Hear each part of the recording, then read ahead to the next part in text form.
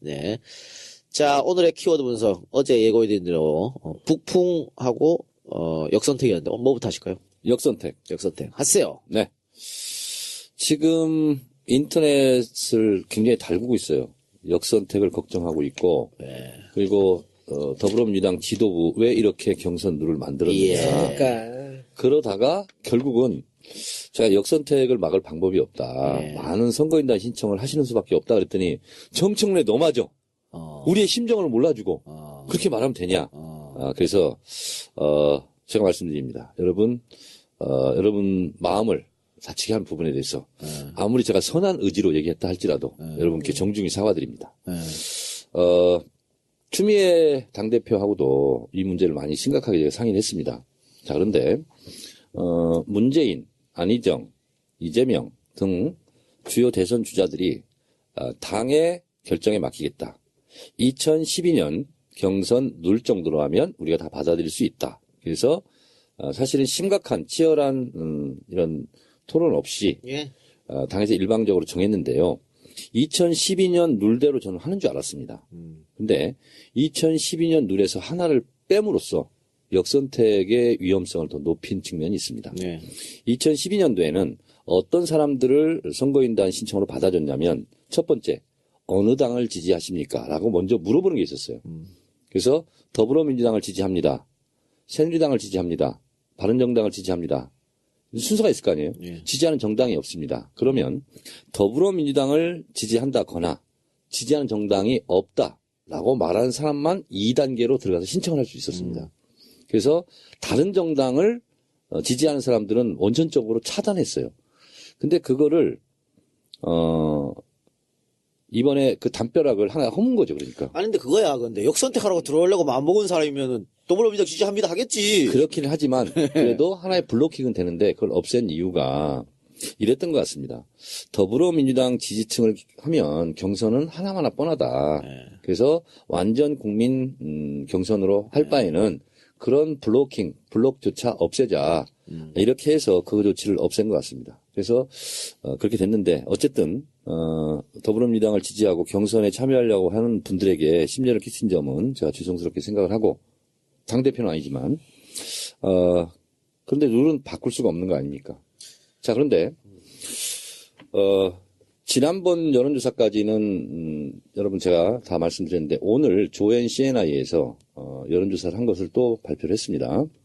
더불어민주당 지지층에서 문재인을 지지한다가 더 올랐습니다. 그래서 72.9%. 어우, 압도적이네요. 네, 그리고 안희정을 지지한다가 23.9% 이렇게 됐는데요. 자유한국당은 정반대입니다. 자유한국당 지지자들도 이제 이 응답에 응했을 거 아닙니까? 네. 문재인을 지지한다 5.5%. 안희정을 지지한다 72.6%. 어휴. 국민의당에서는 문재인 21.5, 안희정 66.5. 바른정당 문재인 8.9, 안희정 76.6. 정의당 문재인 49.6, 그리고 안희정 39.6 이렇게 나왔어요. 저기는 어딜 말하고요? 국민의당은? 국민의당은 21.5 대 66.5. 안희정이 66.5. 네, 그렇습니다. 그래서 더불어민주당의 지지계층에서 문재인과 안희정 지지를 하는 것이 다른 정당은 완전 역전 현상이 벌어진 거죠. 자, 근데 문제는 오늘 이 여론조사에서 더불어민주당 지지율이 무려 49%가 나왔어요.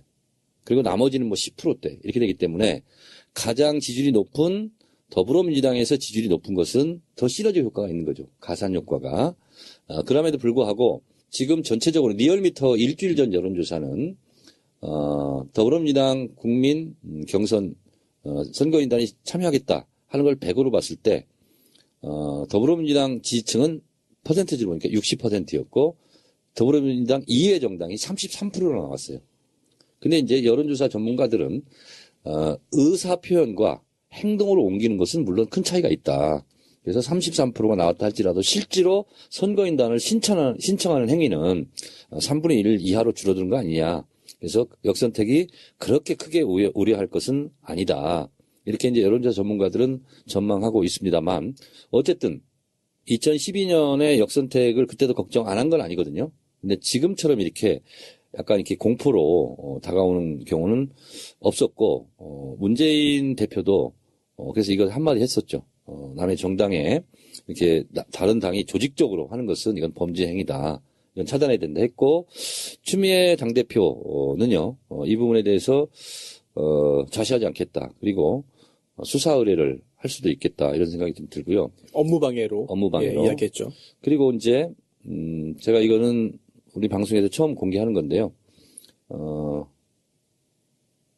판도라에서도 얘기했구나. 근데 콜센터 첫날 디도스 공격을 의심할 만한 정황이 포착됐다. 그래서 어쨌든 마비가 됐으니까. 그렇죠. 한 컴퓨터겠죠. 한 사람이 그렇게는 못하니까 500콜 이상 들어온 전화번호가 50개 이상이었고 100개 이상이 500대였다. 그러니까 500번은요 전화로 손으로 할 수 없어요. 숫자값으로. 그래서 이걸 보고 오토콜 시스템 ACS 이건 이제 분명하게 이제 불법이 거고요. 그래서 이거를 수사 의뢰를 제가 하자고 지금 당 지도부에 요청해 놓은 상태입니다. 예. 그런데 그 정의원이 이제 여론조사 전문가의 말을 빌려가지고 네. 별 우려할 것이 없다라고 말했는데 아니 우려는 하되 그렇게 그것이 크게 대세를 좌우할 문제는 아니다. 여론조사 전문가 말 말고 정의원 본인은 어떻게 생각하세요? 역선택에 대해서? 저도 그 여론조사 전문가의 의견에 동의합니다. 그래요? 네. 저는 역선택 문제는 전혀 문제될 게 없다고 봐요. 전혀. 근거를 좀 명확하게 말씀해 주십시오. 역선택 문제는 우리만 갖고 있는 게 아니에요. 미국도 있었어요. 그리고 지난번에도 있었죠. 네. 늘 완전 국민의힘에서 할 때마다 나오는 게 역선택 문제입니다. 그리고 항상 1등을 달리는 후보 쪽에서 역선택 문제가 있다고 주장을 해요. 오픈 프라이머리. 오픈 프라이머리. 미국은요, 27개 주가 있고 완전 국민 경선을 사용하고 있거든요. 선거 때마다 역선택 문제가 나와요. 그런데 동서양을 막론하고 단 한 번도 역선택 때문에 결과가 뒤집어진 적이 없어요. 근데 역선택 때문에 뒤집어졌다는 걸 어떻게 알아요? 아니 계속 여론조사 1위 달리는 후보가 있어. 그런데 이게 뒤집어졌다. 그럼 역선택 때문에 뒤집었다 할 수 있잖아. 그런 경우가 없다니까. 이렇게 많은 국민들이 참여하면 결국은 앞서 나가는 사람이 거의 이 민심하고 똑같이 나옵니다. 한번 나중에 봐요. 네. 여론조사하고 저도 어떻게 이제 이 되는지. 작가의 말에 일면 동의하면서 문제는 뭐냐면 제가 지난 시간에 얘기했잖아요. 경선 들어가면 최대 이슈는 뭐가 되죠? 문재인이 50%를 넘느냐 안 넘느냐 이거거든요. 그리고 지금 이 조현시안의 여론조사는 만약에 문재인 대표가 50%를 못 넘어서 결선 투표로 간다. 그러면 안희정이 이길 수도 있다 하는 여론조사 지표가 나와 있습니다. 지금 그래서 사실은 1, 2, 3등이 역선택으로 뒤바뀔 가능성은 없어요. 그러나 결선 투표로 갔을 경우 그때는 안희정을 무시 못한다. 이게 이제 여론조사고 실제로 2, 3% 앞섰어요. 결선 투표를 갔을 경우 이 여론조사에 의하면. 그래서 저는 그 부분이 네, 좀 그것도 염려스럽다. 결선 투표 들어갈 때 새롭게 그 선거인단을 모집하는 게 아니거든요. 네. 원래 있던 사람들로 그대로 치르기 때문에 예를 지금 같은 경우에는 150만 명 이상 뭐 200만 명까지 얘기하고 있잖아요. 네. 그건 없을 것 그러면 같아. 뒤집는 게 불가능하다니까. 자, 저도 이제 이 작가의 기본적인 의견에 동의하지만 그런 것이 하나 이제 디테일한 위험 요소가 있고요. 근데 이런 우려가 있기 때문에 추미애 당대표가 이렇게 하면 안 된다, 고발할 수 있다고 얘기하는 거는 좋아요. 네. 그 사람들이 참여 못하게 조금 두렵게 그게 하기 왜 위해서. 고발이 돼요? 그 사람들이 참여하는 게 무슨 죄야? 업무방해. 그게? 예, 업무방해. 왜 업무방해예요? 근데 이게 업무 그냥 방해입니다. 내가 근데- 저쪽 당을 지지하다가 예. 지금 이쪽으로 많은 아니, 관심이 갔다가 재미군단이 그렇게 하는 것은 업무방해죄가 해당되지 않는데 누가 한지도 모르고 또 뭐 사상검증을 할 수도 없고 그런데 다른 당에서 계획적, 조직적, 반복적 이거는 선거법 위반. 그리고 소지가 이건 또 있는 겁니다. 엄포용이잖아요. 엄포용. 그렇죠. 이게 업무방해죄가 되려면은 위계 위력, 그렇죠. 예, 즉 위계 속임수여야 되는데요. 이게 과연 속임수에 해당되느냐 여부에 대해서는 논란이 있을 수 저는 있죠. 엉뚱한 질문을 여기서 한번 더 해볼게요. 네네. 한 가지, 그 전에 한 가지만 제가 더 짚고 넘어간다면 자, 그러면 이 상황이 되면 이런 역선택 우려가 크면 결과적으로 누구한테 유리할까? 그것은 문재인 대표한테 유리합니다. 왜냐하면 위기의식이 있거든요. 그래요. 그러면 우리가 이제 지금 이 투표를 해서 문 대표가 이겼어요. 근데 아슬아슬하게 이겼어. 아슬하게 이겼다는 게 50% 넘어서요. 50% 넘어서? 뭐 50%가 넘어서 이기든지 아니면 이제 결선 투표에서 이기든지 아슬아슬하게 안희정을 이겼어. 그러면 지금 이 지표가 나오는 걸 보면 문 대표 말고 우리 당 말고 딴 쪽으로 가서 다 세를 합하면 안희정이 이긴다는 얘기잖아요. 그런 얘기가 또 있죠. 예. 그러면 만약에 그렇게 다른 해서 세를 합치다니? 아니 그러니까 그러면은 그때 대해서 안희정이 탈당을 해서 결선에서 지고 나서 대연정이라고 얘기를 하잖아요. 아니 탈당은 못해요. 현행법상 경선 참여. 예, 경선에 들어가면은 지더라도 이제 예. 이인제법 탈당을 때문에 못해? 탈당 되죠. 못합니다. 아 그래요. 네. 다행이구나. 걱정하시대요. 자, 지금, 콜센터가 그래서 첫날 굉장히 뭐, 저는 디도스라고 주장하고 싶어요. 그래서 그걸 방어막을 다 쳐놨습니다. 그런데도 아침 10시만 되면 계속 공격이 있대요. 근데 이제 블로킹을 다 해놔서 이제 콜센터는 원활하게 돌아가고 있는데 하루에 10만 콜 정도가 들어온답니다. 그런데 실제로 신청 접수하는 것은 5만 5천 명 정도 평균 지금 하고 있대요. 그래서 그럼 4만 5천 명은 뭐냐? 근데 입력을 잘 못하거나 아니면 뭐가 부진하거나 아니면 전화가 끊어지거나 그래서 그 정도를 하는데 역선택을 걱정하는 부분에 대해서 한 가지 제가 좀 약간 안심할 수 있는 것은 제가 실제로 저는 이제 이미 이제 선거인단 신청이 됐기 때문에 저 이름으로 못 하잖아요. 그래서 누구를 시켜서 옆에서 하는 걸 봤어요. 봤는데 전화를 받고 나서 끝까지 완수하는데 5분 정도나 걸려요. 길게 걸립니다. 주민등록번호를 입력하잖아요. 하다가 틀릴 수 있잖아요. 예. 다시 주민등록번호 입력하고 서너 번 입력하고 또 주소를 본인이 직접 입력해야 됩니다. 그러다 보니까 주소 입력하는데 또 시간이 걸려요. 그래서 한 5분 정도 걸리더라고요. 그래서 만약에 역선택을 계획하고 들어오는 이런 세력들은 그 부분에서 좀 타산이 되겠더라. 어렵다니까요. 이게 네. 자기 주민번호랑 개인정보를 다 줘야 되기 때문에 제가 예를 들어볼게요. 왜 이게 말이 안 되는 거냐면 자 200만 명이 참여했다 칩시다. 네. 근데 지금 여론조사 결과를 보면 문 대표가 한 60%쯤 나오잖아요. 민주당 내에서 하면은 네. 오늘 72. 그죠? 60% 칩시다. 네. 200만 표 중에 60%면 120만 표예요. 그러면 안희정 지사가 민주당 내로 하면 한 20% 나잖아요. 네. 그럼 40만 표야. 역선택에서 안 지사가 문 대표를 이기려면 120만 표 정도를 100만 표 정도를 더 받아야 되는 거야. 200만 표 참여했는데 네. 역선택으로 그럼 절반이 200만 표 중에 절반이 들어왔단 말이에요. 그게 가능한 얘기입니까? 그러면 불가능합니다, 300만이 이거는. 들어오면은 가능한 거예요? 많아지면 많아질수록 이건 불가능한 거예요. 그렇죠. 아니, 근데 또 많아지면 많아질수록. 제가 저쪽 사람들이 들어오면은. 그러니까 많아지면 그게 왜냐면 박사모가 작정을 하고 지금 아무리- 탄핵되고 나서 일주일이 또 있대잖아. 그러니까 아무리 작정을 해도 50만 명 이상 못 들어온다니까요, 이거는.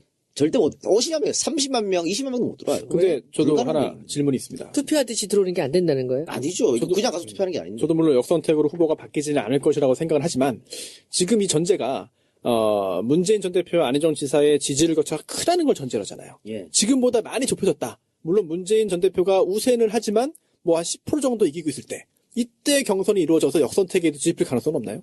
아니, 지금 지지율을 좁혔다 하는 거는 네. 안희정을 찍는 사람들이 중도 우파들이 많이 여론조사를 찍기 때문에 안희정이 올라온 거잖아요. 근데 지금은 당내 경선에서 뽑는 네. 거기 때문에 그 사람들이 민주당 당내 경선에 우르륵 와갖고 투표하자 한 100만 명이 안 된다니까. 그게 어떻게 가능해요. 당내 지지율은 뭐 큰 변화가 없을 것이다. 앞으로도. 문재인이 지금 더 올라가잖아요. 더 올라갔어요, 당내에서. 지금. 근데 그 사람들이 와서 100만 명이 한다는 게 불가능하다는 얘기예요? 있을 수 없는 불가능. 왜? 불가능. 그거는 사실상 불가능. 만약에 그렇게 되면요. 전 세계 이 투표 역사를 다시 써야 돼요. 그건 아. 절대 불가능한 일이에요. 박사모들이 지금 탄핵되고 나서 일주일 동안 하는데 죽기 살기로 들어가지고 하는 것도 안 그거는요. 돼? 여당 같은 데가 들어와서도 안 돼요? 안 됩니다. 과도한 걱정이고요. 자, 근데 어쨌든 문재인 대표의 당 지지율은 더 올라갔어요. 10% 정도. 지금 이런 문제. 그리고 지금 예를 들면 저는 안희정 지사의 지지율이 20%라면 절반은 더불어민주당 지지층이 아니라고 저는 보고 있거든요. 그런데 이분들은 적극 참여층이 아닙니다. 네. 경선에서. 그래서 실제로 안희정 지사를 종편들에서 엄청 띄우기를 했고 그리고 더 이상 안희정 띄우기를 못할 겁니다. 그 분수령을 맞이했어요. 더군다나 손석희 뉴스룸의 24분 이것이 네. 완전히 치명타가 됐습니다. 그게 그 사람을 좋아하는 사람들은 그렇게 크게 거기 안 움직이는 것 같은데 네. 댓글 보니까. 아, 그래요? 민주당 지지자들이 그걸 보고 있는데 움직이겠죠. 네, 민주당 지지자들 중에서 안희정으로 넘어갔던 사람이 다시 온다고 그러니까- 하면 나는 그건 아닐 것 같아. 근데 많이 왜냐하면 움직이는 충청도 것 같은데? 사람들이 많기 때문에 아니, 그 사람들은 그렇지 안 않습니다. 움직여요. 아니 지금요 댓글이요 오늘 네이버 댓글 제일 많이 달린 기사 그 1등이 그건데 댓글이 한 4,000개 정도 달렸습니다. 저는 네이버는 보수 성향 사람들이 많이 활동합니다. 다음하고 틀리거든요. 제가 한 200개를 보면서 봤어요. 강연하면서. 쭉 그 호감 순위부터 오잖아요. 호감 순위는 이 댓글은 내가 호감이 간다. 호감 순위부터 쭉 제가 왔거든요. 한 200개 댓글을 봤어요. 봤는데 단 한 개도 안희정을 칭찬하는 게 없고 버스 지났다. 지지 처리한다. 이랬는데 중간에 어디쯤 가다 보니까 안희정 화이팅! 이렇게 있어 하나가 그래서 이거는 안희정 그러면 계속 화이팅 하겠다는 거 하니까 그 밑에 줄에 취소. 이렇게 써 있더라고요. 단 한 개도 없어요. 이걸 보면서 굉장히 컸구나 이게 그런 생각이 좀 들었어요. 예. 여기 우리가 이 선한 의지 얘기를 좀 해야 되지 않겠습니까? 그죠? 네. 이 선한 의지 사건이 있고 나서 그 안희정 지사의 지지율이 떨어질까요? 그 좋은 어떤 바람으로는 불지 않을 것 같은데요. 아니, 그러니까 지금 왜냐면 본인이 사과를 승승장구하고 했기 있었잖아요. 승장하고 있었죠. 예. 근데 지금 이 상황에서 저는 여기서 이제 지지율을 좀 보면 알 수 있다고 생각을 할 텐데 그 지지율에서 안희정을 지지하던 보수들이 JTBC를 보고 마음을 바꿀까요? 그렇지는 않을 거예요. 아니죠. 예. 그럼 지지율이 떨어질 이유가 아니, 없는 거죠. 그래도 안희정 지사는 기본적 스탠스로 민주당에서 지지한 친구들이 많잖아요. 맞아요. 많이 근데 있어요. 그 고대다운 사람들이 이명박 뽑을 때 보면은요, 충청도 사람들이 지금 안희정한테 하는 거 보면은 저는 그렇게 큰 지장을 그러니까 받지 중도 않지 않을까? 보수는 이것 때문에 떨어지지 않진 않을 것 같은데 같아. 정통 민주당 지지자는 이거는 제가 떨어질 것 같아요. 예측을 합니다. 어차피 이 사건이 없다 할지라도 지지율 조정기에 들어갔습니다. 예. 안희정 지사는. 왜냐하면 지금 최고점을 찍었어요. 그러면 지지율이 한 번씩 출렁출렁 하면서 지그재그를 가면서 가거든요, 보통. 근데 그럴 시기에 선한 의지 발언이 나왔고, 뉴스룸을 본 사람도 있었고, 그리고 사과까지 간 거거든요. 그래서 일단 사과는 패착일 것 같아요. 기세는 꺾였다. 사과했어야지. 이거 안 하면 여기서 끝장나는 거였어요. 아니, 이왕 사과 안 이렇게 된 했으면. 거. 그렇지, 이왕 이렇게 되는 거 안 하고 가야지. 사과 안 하고 끝까지 아니야, 아니야. 근데 어제 뉴스룸에서는 그건 끝까지 안 돼. 밀고 나갔는데 아니요, 오늘은 또 사과한 거잖아요. 여러분들 오늘 저거 못 보셨구나. 굉장히 파장이 컸습니다. 엄청났어요. 사과를 안 할 수가 없는 상황까지 갔어요. 왜냐하면은 결정적으로 잘못한 게 미르재단하고 K스포츠가 맞습니다. 선이라고 하는 거 이건 정말 이거는 이거는- 범죄예요. 이거는 탄핵 국면에서 대통령 측에서 하는 주장이에요. 그러니까. 정확히. 근데 어떻게 거기까지 갔을까? 난 자기 그게 주장이 이해가 안 아니라고 돼. 계속 갔어야지. 아니 근데 그게 왜 거기까지 갔을까 이 양반이? 원래 생각인 거죠. 이게 저는 아니야. 그렇지 않아. 실수예요? 제가 보기 아니야. 뭐예요? 이게 지지율이 올라가면서 이쪽 저쪽 사람들한테 전부 다 그 유화적인 체수처를 하는 거예요.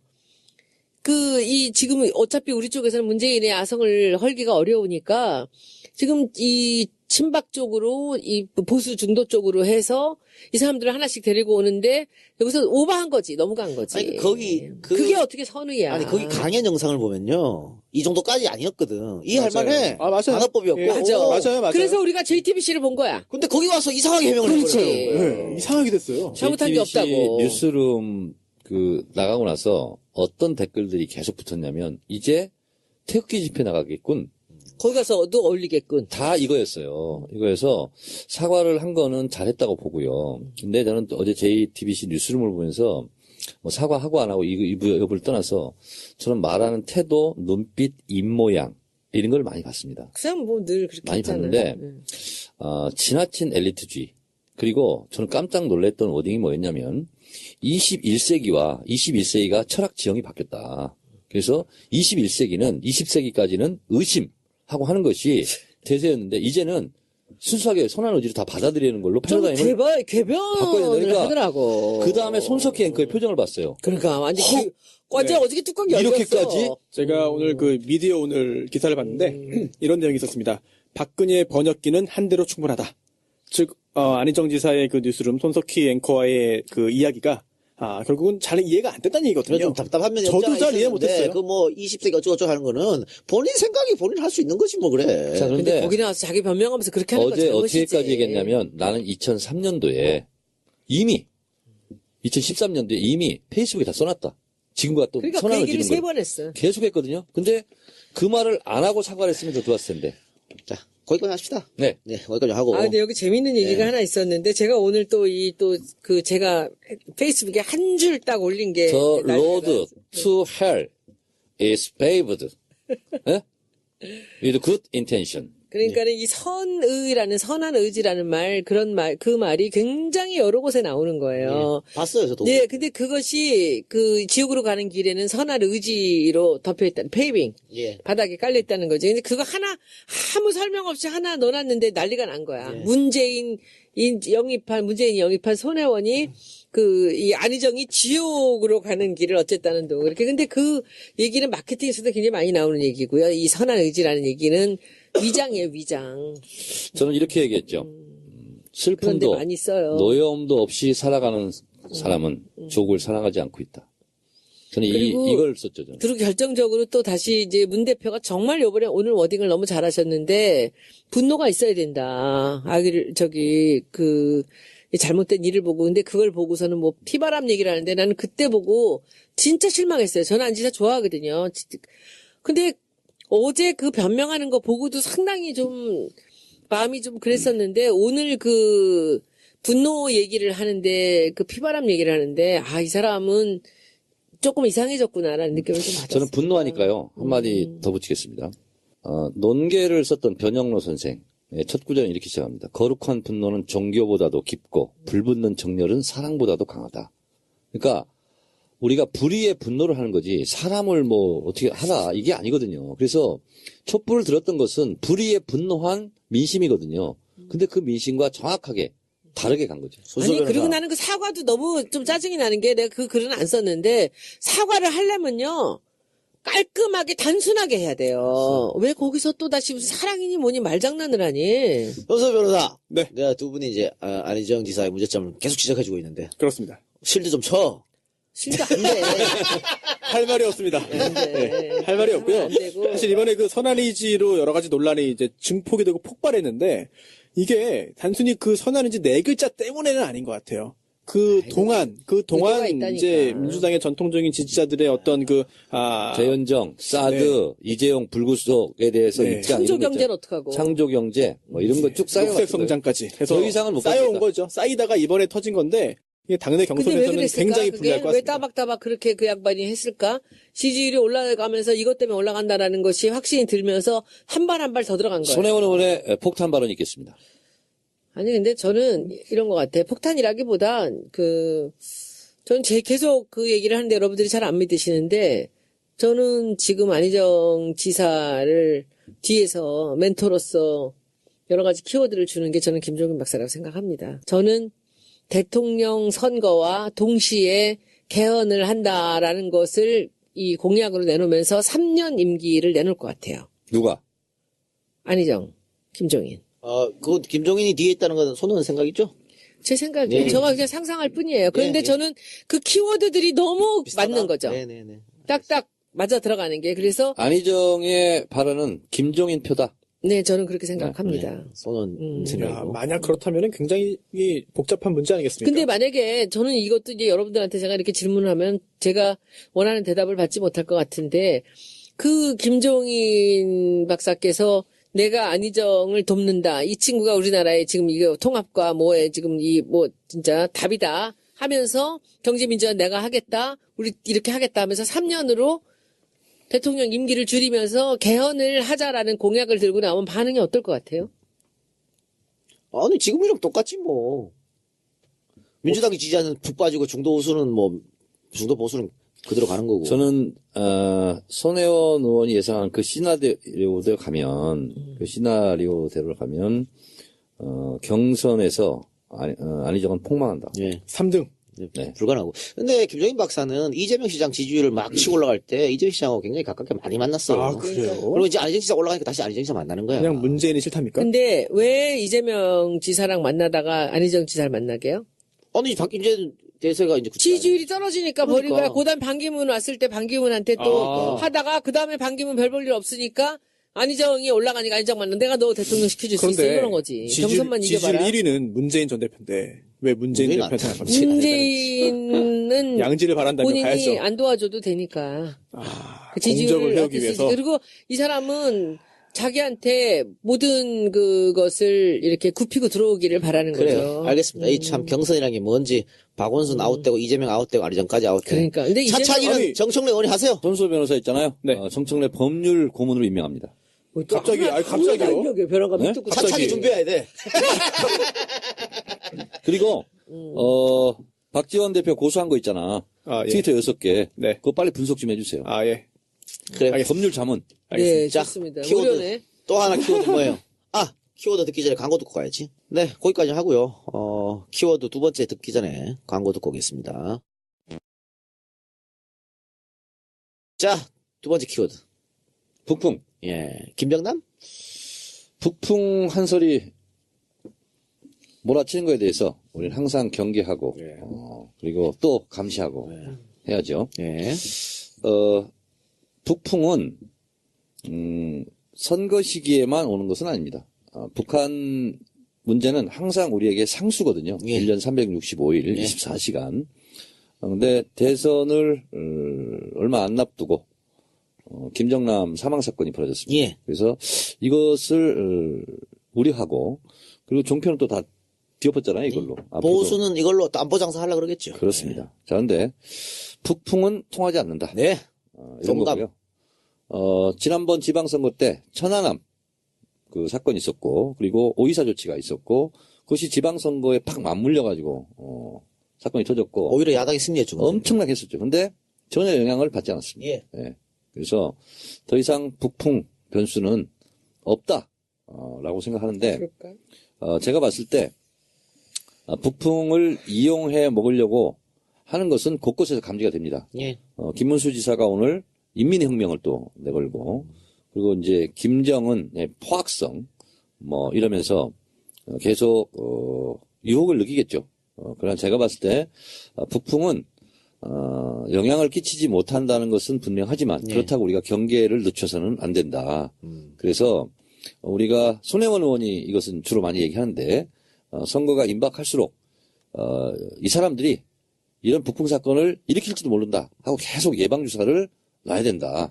그런 것은 우리가 필요하다.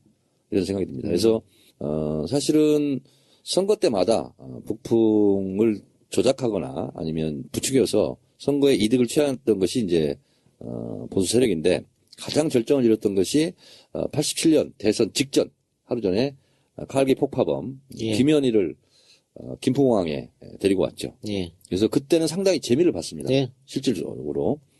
대선 바로 직전이니까 전날이니까 뭐 어떻게 뭐 방어도 안 되고 96년 총선에서 재임 봤어요. 그렇죠. 예. 네. 그때 왜 북한군 휴전선에서 왔다 갔다 하고 그래서. 총풍 예. 또 뭐 총 쏴달라 이렇게 해서 예. 이제 재미는 보게 했는데 이제 그런 것을 많이 경험하다 보니까 그렇습니다. 실제로 이제 면역력이 좀 생겼고 그리고 또 촛불 국면 속에서 국민들이 굉장히 또 이렇게 각성 정도가 그 어느 때보다도 높아진 대선이기 때문에 어쨌든 북풍 공작을 통한 안보 장사는 예. 큰 이익을 보기 어려울 것이다. 이런 저도 예측을 합니다. 동감하는데요. 통하지 않는다는 걸 한 개 더 붙이면 과거에는 국민들이 이 정보를 잘 받을 수가 없었어요. 받을 수 있는 게 뉴스 기사 뭐 신문밖에 없었거든. 근데 이제는 스마트폰으로 SNS로 인터넷으로 다 정보를 받기 때문에 북풍을 의도해도 여기 안 흔들립니다, 국민들이. 그래서 이제는 통용이 잘 되지 않는다. 그게 이제 그때 천안함 사건 때 보여준 것이고요. 예. 자, 근데 이 북풍이 큰 영향력을 발휘하지 못하는 계기는 뭐였냐면 김대중 노무현 민주정부 10년의 경험이었어요. 그때 김대중 대통령이 국민의 정부를 출범하기 직전에 전쟁 이후 53년부터 96년도까지 북한 땅을 실제로 밟아본 정부 요원들 있죠. 200명이 안 됐답니다. 근데 민주정부 10년 동안 북한 금강산 관광을 비롯해서 북한 땅을 밟아본 사람들이 130만 명이에요. 그래서 이 130만 명이 북한에 갔다 와서 우리의 상대가 되지 않겠네. 우리가 훨씬 더 잘 살고 뭐 이런 경험을 했다는 거죠. 그래서 실제로 2006년 10월 9일 날 1차 핵실험이 있었을 때 라면 사재기가 없었습니다. 그래서 김대중 대통령도 이게 햇볕 정책의 성과다. 가서 보니 경쟁력에서 게임이 안 된다 하는 걸 알기 때문에 실제로 라면 사재기가 없었고 1차 핵실험 했을 때 제가 그때 주장을 했었죠. 그때 생방송 KBS 열린 토론에 제가 여권 인사는 처음으로 나가서 얘기했는데 이거는 남침용이 아니라 대미 협상용 카드다. 예. 그렇게 얘기했는데 그때 MBC 여론조사도 그때 당시 했거든요. 이게 북한 핵 쏜 것이 핵실험한 것이 어느 쪽이 책임이 제일 크다 보냐. 놀랍게도 북한이 1등이 아니었어요. 미국이었어요. 아, 그래요? 미국, 북한 이 순서였어요. 지금은 또 다를 수 있죠. 지금도 달라질 수 있지만. 자, 그럼 제가 이렇게 묻겠습니다. 오늘 다음 네이버 실시간 검색어에 정세현 전 장관 이름이 계속 떴습니다. 네. 그리고 보수 언론이 지금 집중파 때리고 있고 민주당을 제외한 다른 당도 집중파를 때리면서 이런 사람을 영입한 문재인의 안보관에 문제가 있는 건 아니냐라고 하고 있어요. 근데 정세현 장관이 오마이뉴스하고 인터뷰에서 뭐라 그랬냐면 김정남 피살 사건에 대해서 우리도 그런 역사가 있다. 우리가 비난만 할 처지냐. 말은 어디가 맞죠. 뭐 김대중 납치 사건 있었으니까. 죽이려고 그랬잖아. 네, 그러니까 그렇게 얘기하면서 이승만 대통령도 정적을 얼마나 많이 제거했느냐. 이렇게 얘기해갖고 지금 이게 역풍으로 막 불고 난리가 났어요, 지금. 이 문제에 대해서는. 오늘 괜히 정정 장관이 무슨 뜻으로 한 얘기인지 충분히 이해합니다만, 하지 말아야 될 말을 하지 않았을까, 빌미를 주지 않았을까, 이런 생각이 들어요. 타이밍이 안 좋았네요. 예. 제가 사실은 오늘 키워드로 타이밍을 할까 이렇게 생각을 했었어요. 왜냐면 정치인은 타이밍이 정말 중요하거든요. 어제 한 말은 아무 문제가 안 될 수 있고 오늘 하면 또 문제가 될 수 있고 같은 사람이어도.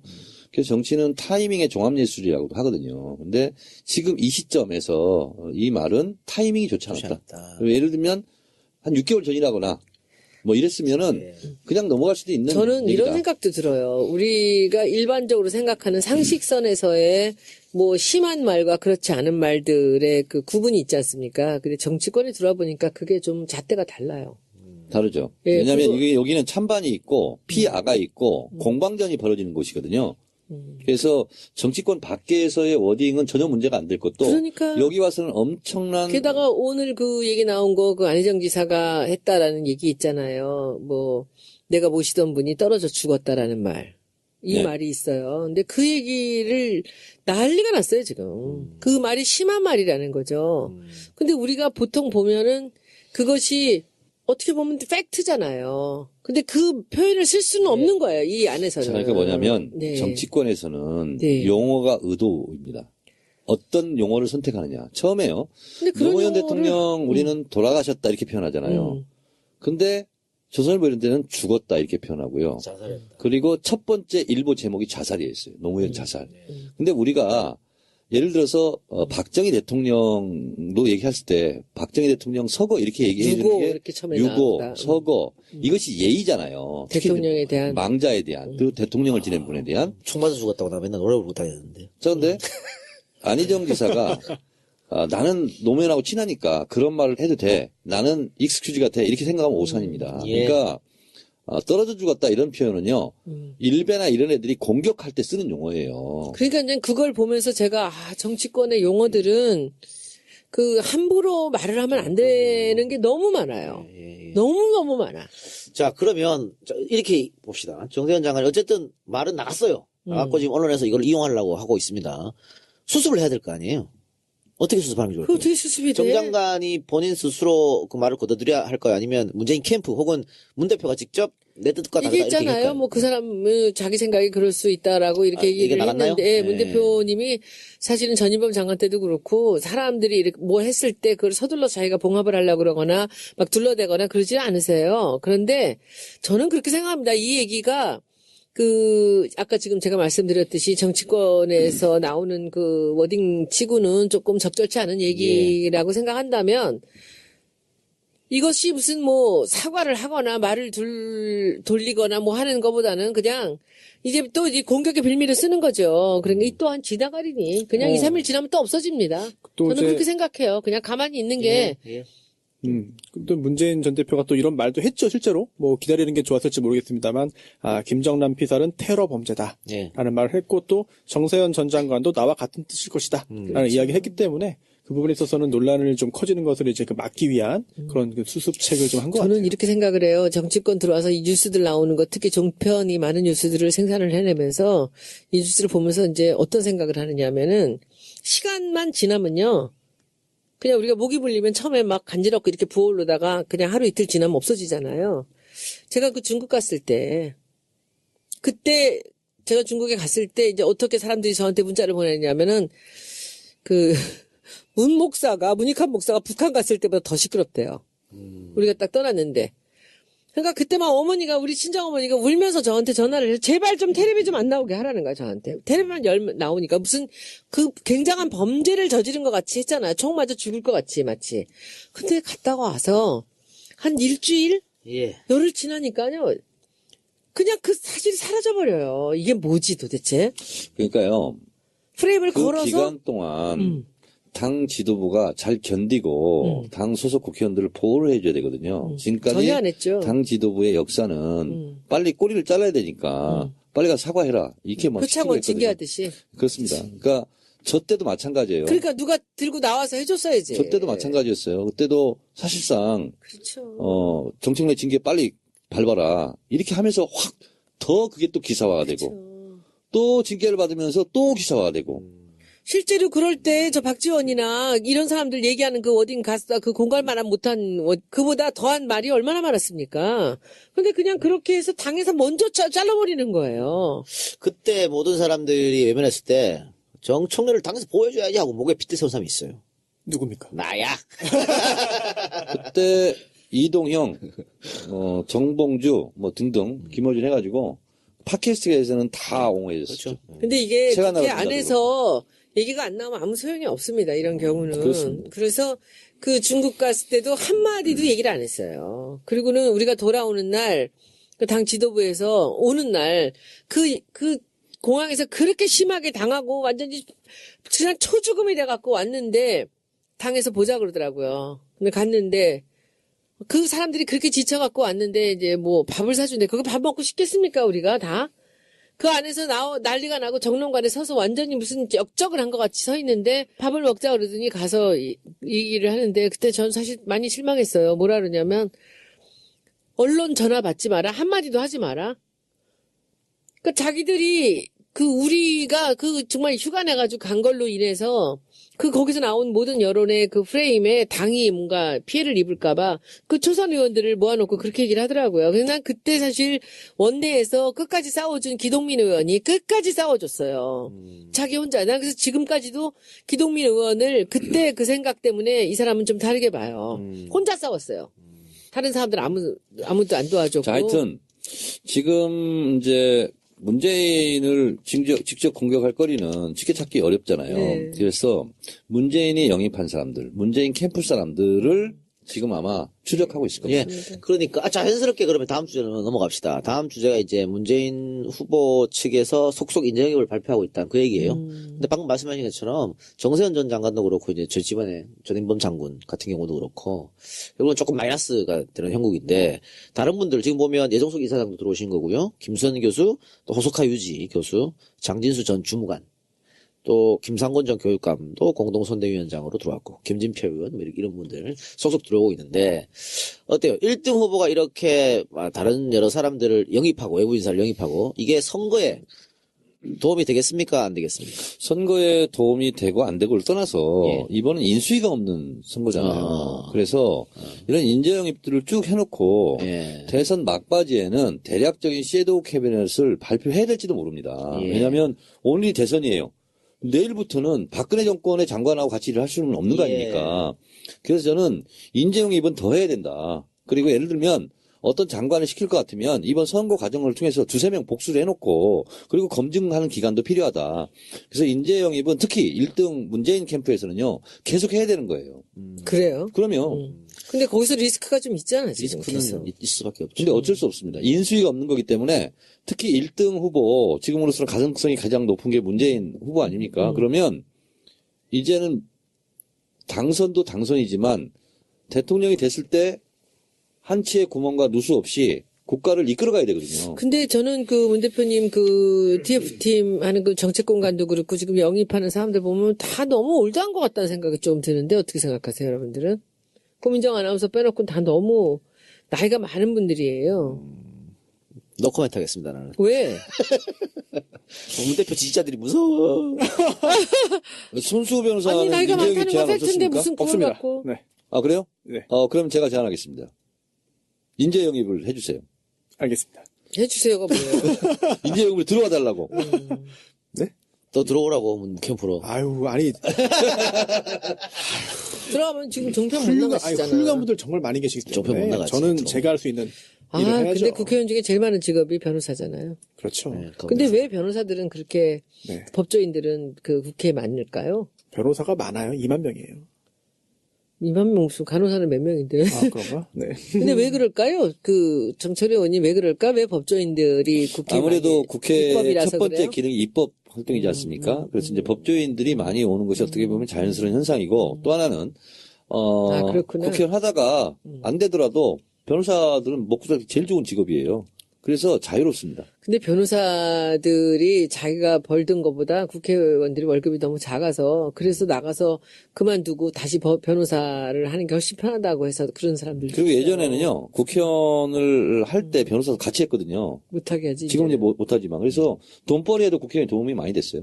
자, 그러면 국회의원이 돈벌이가 옛날에는 네, 옛날에는. 그랬겠죠. 다른 당 이야기 한번 해볼까요? 지금 새누리당이 탄핵은 기각돼야 한다고 이야기하고 있는 것 같아요. 그런데 새누리 아니고요. 자유당. 아씨, 자유당 미안해요. 자유당. 그런데 자유당이 또 경선 준비를 해야 된단 말이야. 이 두 개가 모순에 걸렸어요. 네. 그렇잖아요. 탄핵 자기네 경선 준비. 그런데 경선 준비하면 안 돼. 탄핵 기각된다 그랬으니까. 그리고 지금 다른 당은 경선 준비하는 당이 안 보이는 것 같습니다. 더불어민주당만 지금 뭐 정해져 있는 거 아니야, 또? 바른정당에서 논란이 있었습니다. 룰 가지고, 경선 룰. 그래서, 유승민 의원 쪽은 여론조사를 끝내자, 이렇게 주장하고 있고, 남경필 지사 쪽은 무슨 얘기냐, 이렇게 지금 해서 한번 붙었어요. 예, 남경필 지사가 여론조사에서 밀리니까. 네. 또 국민의당도 아직 뭐 경선에 대해서 얘기가 안 나오는 것 같아요. 오늘, 정운찬 전 총리에 대해서 기사가 떴는데, 아, 맞습니다. 봤는데 바른정당으로 갈까? 뭐 이런 거였어요. 그래서 뭐, 박지원 대표하고 감정싸움하고 있더라고요. 그래서 뭐, 안 들어오면 개문 발차하겠다. 그러니까, 정운찬 전 총리는 나는 그러면 국민의당 가야 되나? 뭐, 예를 들면, 맞아. 바른정당. 그래서 논란이 있었는데, 나 그걸 보면서, 이분은 정치를 하면 안 되겠다. 무슨 삐지고 안 삐지고 떠나가지고 이 정당 갈까, 저 정당 갈까. 만약에 이거 기사가 사실이라면 정치할 자격이 없는 사람이에요. 제가 그럼 여기서 보태서 한 말씀 드릴게요. 지난번 우리 당에서 마지막에 그 총선 때 영입을 하려고 했잖아요. 그때도 이것저것 재다가 못 온 거예요. 아, 정운찬 전 총리. 네. 아마도 아주 가장 유력한 비례대표 앞번호였을 앞번호, 가능성이 예, 있습니다. 예. 그런데 본인이 무슨 이유인지는 제가 잘 모르겠지만은 본인이 이것저것 너무 생각을 많이 하셨어요. 근데 그때 그 생각에 제가 듣기로는 이렇게 얘기하셨다 그래요.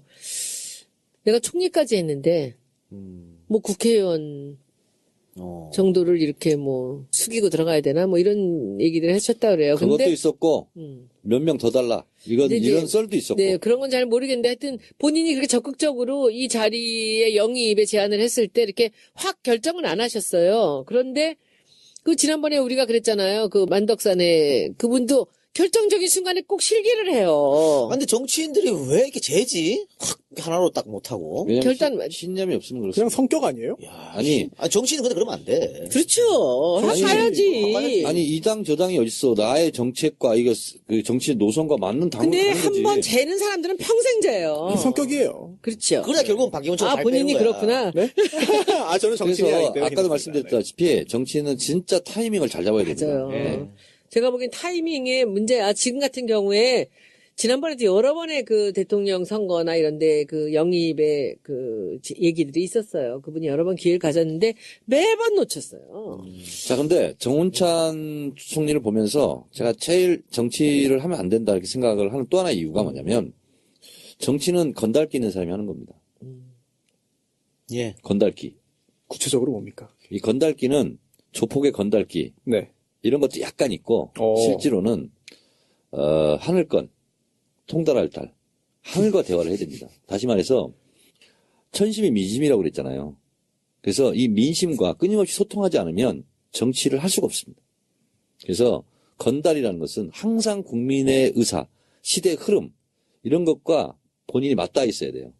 그냥 내가 이러니까 내가 총리까지 했으니까 이런 걸로는 정치할 수 있는 시대는 이미 아니, 지났습니다. 그래서 정치인, 무속인, 네. 연예인, 네. 사주가 비슷하다는 이런 얘기도 있어요. 얘기한 끼가 바로 그런 끼야. 그래서 제가 어느 자리에서 그런 얘기를 했습니다. 사람들은 정청래가 예언한 대로 대체적으로 맞아 들어가는데 정청래가 무슨 신통력이냐. 저는 신통력이 있어서 그런 게 아니고 실제로 국민들의 마음 흐름 이런 것을 진짜 매일매일 체크하거든요. 예. 그래서 그런 걸 보면 대체적으로 이렇게 가겠구나. 다시 말해서 국회의원들은 처음에 탄핵에 엄두를 못 냈어요. 근데 촛불 민심이 결국 탄핵을 시킨 것처럼 헌재나 특검도 결국 민심 따라 가는 겁니다. 저는 그렇게 봐요. 그래서 헌재도 특검도 지금 뭐 탄핵해야 된다는 게 80% 변하지 않고 몇 달을 가고 있어요. 이런 여론은 있어 본 적이 없습니다. 그럼 그만큼 국민들의 의지가 너무 강하다는 거예요. 이거를 결코 무시할 수가 없다. 판사도 대한민국 국민 중에 한 명이거든요. 예. 검사도 그렇고 헌재 재판관도 그렇고. 그래서 이런 도도한 시대의 흐름 이것을 거역할 자는 없다. 거역하는 자는 낙오자다라고 한다. 이렇게 생각합니다. 알겠습니다. 다른 혹시 할 말 있으세요? 네. 네. MBN 어떻게 나 요새 너무 걱정해요. 판도라. 아니, 자, 네. 정 의원님, 방송 끝나고 다음날 그 시청률 살펴봤어요? 봤지, 그럼. 제작진에서 문자를 주던가요? 아니 저는요. 네. 그날 우리 청래당과 블랙조끼에서 같이 보셨어요? 같이 예. 보고 1시 반쯤에 들어갔어요. 그리고 잠을 안 잤어요. 못 주무신 거 아닙니까? 못 반응 잤어요. 네, 왜냐하면 내가 성공하는 것도 중요하지만 팀이 성공해야 되잖아요. 그럼 책임감이 있어야 되지. 바르셀로나의 메시의 바르셀로나가 아니거든요. 그래서 판도라 시청자 게시판에 올라오는 글을 하나도 빼놓지 않고 수백 개를 줄 다 알았어. 봤고요. 그 다음에 이러저런 포털 가서 다 댓글 반응을 보고 검색해보고, 예. 다 봤어요. 예. 근데 이 정도로 사람들이 얘기하면 이게 진리거든요. 진리지, 그럼. 난 정정래 이런 게 그런 게 되게 좋아? 훌륭해요. 네. 어떨 때, 이런, 굉장히 훌륭해, 진짜. 네, 이것은 누구도 거역할 수 그렇죠. 없는 거예요. 그래서 제가 제작진에게 전화를 했습니다. 그랬더니 제작진도 밤새 반응을 봤더라고요. 반응을 보고 걱정을 하시더라고요. 그래서 저는 출연하고 그냥 녹화만 하면 되는데 그래서 제가 이런저런 아이디어를 많이 냈어요. 뭐 냈어요? 공개할 것도 있고 공개할 거 하면 안 되는 것도 있는데